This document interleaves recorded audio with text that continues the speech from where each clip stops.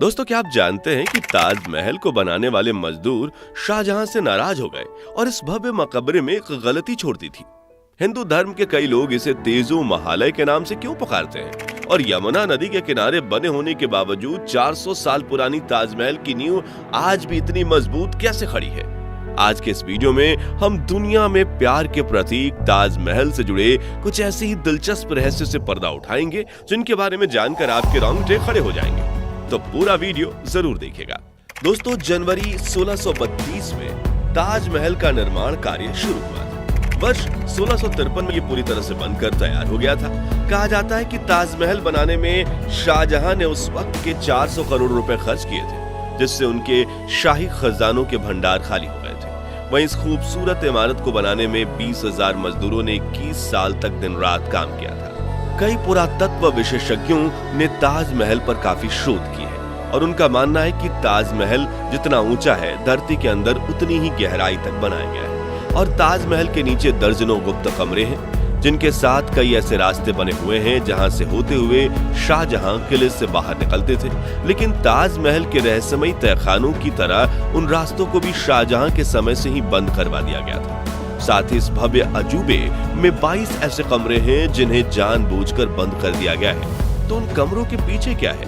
क्या ताजमहल हिंदू मंदिर के तर्ज पर बनाया गया है? और क्यों मुमताज महल को 3 बार दफनाया गया था? और जानेंगे ताजमहल बनाने वाले 20,000 मजदूरों के हाथ काटने के आदेश के पीछे की कहानी क्या है। इन सभी पहेलियों को सुलझाने से पहले आइए इतिहास के पन्नों में दर्ज ताजमहल बनाने के पीछे की कहानी जानते हैं। तो कहा जाता है कि 16वीं सदी में मुगल शासक शाहजहां ने अपनी बीवी मुमताज महल से बेपनाह प्यार किया। मुमताज न सिर्फ बला की खूबसूरत थी, बल्कि वो शाहजहां को भी राजपाट से लेकर सभी महत्वपूर्ण निर्णय लेने में सहायता करती थी। लेकिन जून 1931 में जब शाहजहां को गद्दी पर बैठे 4 साल भी पूरे नहीं हुए थे, तब अपने 14वीं संतान को जन्म देते वक्त मुमताज की तबीयत काफी बिगड़ गई थी और उनकी प्रसव पीड़ा करीब 30 घंटे तक चली। इसी दौरान शाहजहां ने अखंड भारत में मौजूद सभी डॉक्टर्स और हकीमों को मुमताज का इलाज करने के लिए बुलाया और दुआओं के लिए गरीबों में पैसे बांटे। लेकिन 17 जून 1931 के दिन मुमताज महल ने इस दुनिया को हमेशा हमेशा के लिए अलविदा कह दिया। शाहजहां के बारे में लिखने वाले बताते हैं कि उन पर अपनी प्रिय बीवी की मौत का काफी बुरा असर हुआ और पूरे 1 हफ्ते तक ना वो अपने कक्ष से बाहर आए और ना ही उन्होंने राजपाट के किसी काम में हिस्सा लिया। उन्होंने संगीत सुनना, गाना और अच्छे कपड़े पहनना सब कुछ छोड़ दिया। अगले 2 सालों तक उसके बाद हर बुधवार को जिस दिन मुमताज का निधन हुआ था, उन्होंने सिर्फ सफेद कपड़े ही पहने। लगातार रोने की वजह से उनकी आंखें कमजोर हो गईं और उन्हें चश्मा पहनने के लिए मजबूर होना पड़ा। मुमताज के लिए उनका बेपनाह प्यार इतना सच्चा था कि वो दुख, दर्द और पीड़ा में शारीरिक रूप से भी कमजोर होने लगे। उदाहरण के रूप में इस घटना से पहले उनकी दाढ़ी और मूंछों में इक्का दुक्का ही सफेद बाल हुआ करते थे, जिन्हें वो अपने हाथ से तोड़ तोड़ कर फेंक देते थे। लेकिन कुछ दिनों के भीतर उनकी 1/3 दाढ़ी सफेद हो गई। इस समय उन्होंने राजगद्दी छोड़ने का भी मन बना लिया। फिर उन्होंने ये सोचकर ऐसा नहीं किया कि बादशाहत एक पवित्र जिम्मेदारी है जिसे निजी परेशानी के कारण नहीं छोड़ा जा सकता। साथ ही उन्हें अपनी बेगम मुमताज की आखिरी इच्छा भी पूरी करनी थी। दरअसल मरने से पहले मुमताज ने शाहजहां से कहा था कि उन्होंने अपने सपने में एक ऐसा सुंदर महल और बाग देखा है जैसा इस दुनिया में कहीं नहीं। मेरी आपसे गुजारिश है कि आप मेरी याद में वैसा ही एक मकबरा बनवाएं।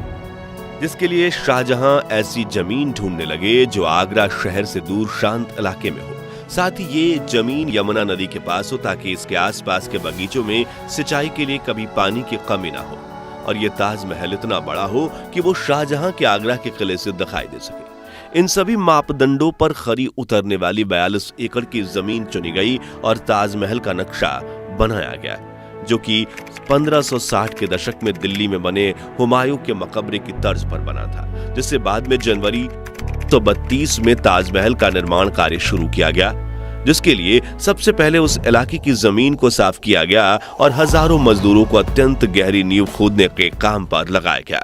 इस दौरान ताजमहल को पूरी तरह बन जाने से पहले बाहरी नजरों से बचाने के लिए शाहजहां ने लकड़ी की बल्लियों और ईंटों का एक मचान बनवाया। इसे लेकर एक दिलचस्प किस्सा ये है कि जब ताजमहल पूरी तरह से बनकर तैयार हो गया था, तब शाहजहां को बताया गया कि ईंटों के मचान को गिराने में 5 साल का समय लग जाएगा। इस पर शाहजहां ने आदेश दिया गया कि गिराई गई सभी ईंटों उन मजदूरों की हो जाएंगी। नतीजन वो मचान रातों रात ही गिरा दिया गया और सभी मजदूर जितनी हो सके उतनी ईंटें लेकर जाने लगे।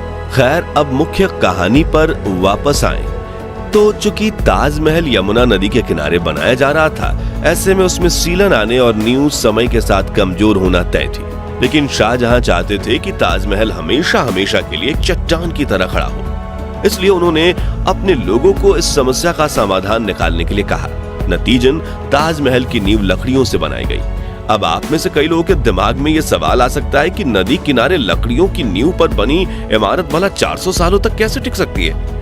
तो इसके पीछे यमुना नदी एक महत्वपूर्ण भूमिका निभाती है। दरअसल ताजमहल की नींव में इस्तेमाल की गई लकड़ियां एबोनी यानी आबनूस नाम के खास तरह के पेड़ की है।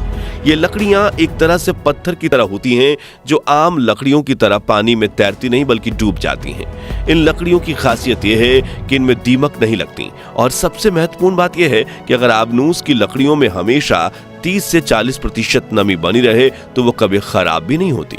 और यमुना नदी का पानी इन लकड़ियों में पर्याप्त मात्रा में नमी पहुंचाता है। इसी वजह से लकड़ियां पत्थर से भी ज्यादा मजबूती से जमी हुई हैं।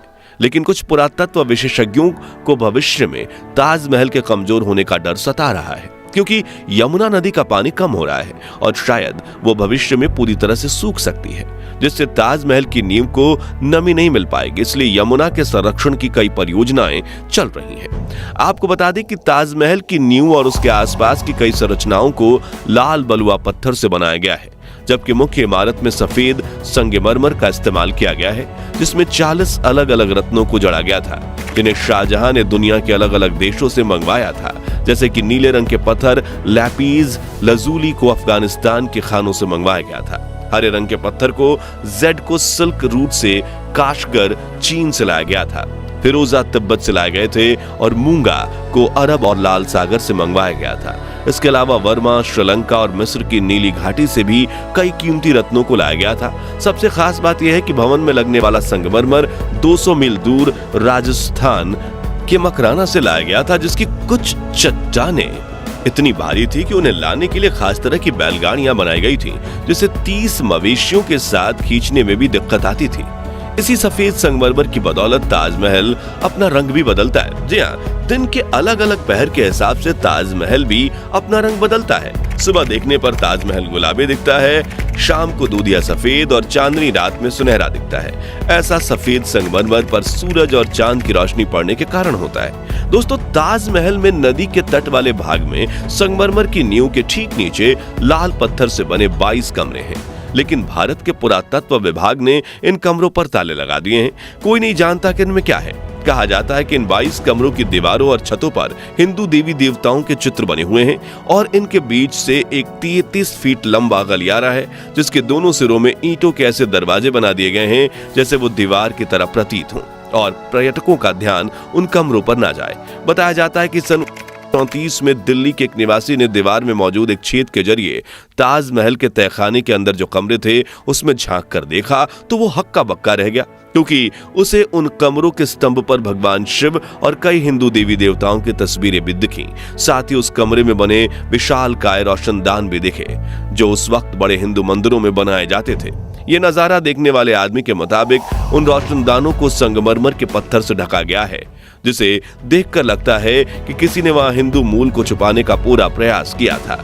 वहां स्थानीय लोगों का ये भी मानना है कि ताजमहल पहले भगवान शिव का भव्य मंदिर था, जो तेजो महालय नाम से प्रसिद्ध था और उसकी छत से टपकने वाला पानी शिव जी के शिवलिंग पर बूंद बूंद करके टपकता था। इस मंदिर को समुद्रगुप्त ने बनवाया था, लेकिन फिर मुगलों ने भारत पर कब्जा किया और करीब 36,000 हिंदू मंदिर तबाह कर दिए और कुछ मंदिरों में कुछ थोड़ी बहुत फेर बदल करके उन्हें अपने धार्मिक स्थलों में बदल दिया और ताजमहल को भी उन्हीं में से एक माना जाता है। लेकिन इन बातों में कितनी सच्चाई है वो कह पाना मुश्किल है।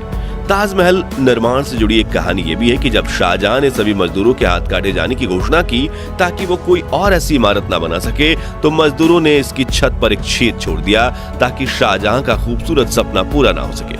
जबकि कुछ लोग ये भी मानते हैं कि शाहजहां अपनी बीवी मुमताज के लिए सफेद ताजमहल बनवाने के बाद खुद के लिए काला ताजमहल बनवाना चाहते थे, लेकिन जब उनके बेटे औरंगजेब ने उन्हें कैद कर लिया तो उनका ये सपना हमेशा के लिए अधूरा रह गया।